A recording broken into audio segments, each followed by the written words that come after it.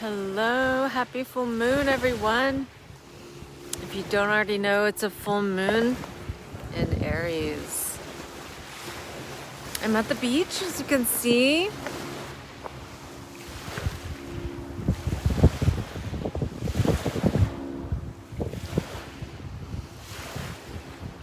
And I think it's very fitting. It's a full moon. Though the full moon is in a fire sign, Aries, right? But in this full moon chart, so in the sky right now, is lots of driftwood blown in. Exactly, lots and lots of driftwood. Can you see it all? Tons.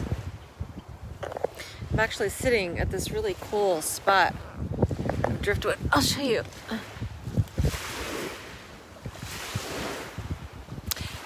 So, I was thinking it's very appropriate to be here at the beach because it's a full moon.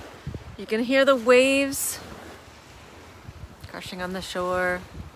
And in this full moon chart, so in the sky today, we have Mercury in what's called a quincunx to Neptune. And Neptune's in Pisces, the last water sign of the zodiac.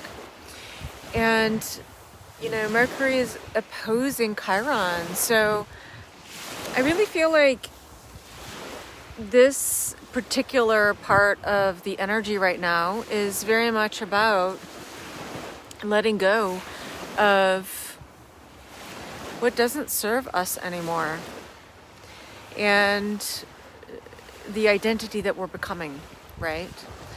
And so it can have us really seeing patterns that we've been holding on to, patterns of relating that we've been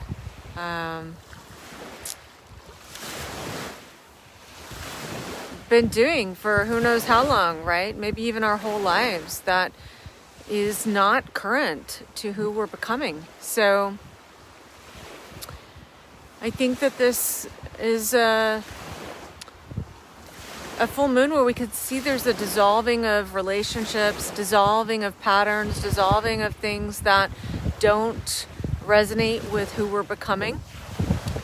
And it is important that we do so because Chiron in Aries is really where we can experience wounds to our identity if we do not actually notice the patterns of relating that aren't working for us, or be willing to make the adjustments necessary to relate in ways that work for us better, or to move away from relationships that don't really work for us, where we don't feel valued, we don't feel loved, we don't feel appreciated.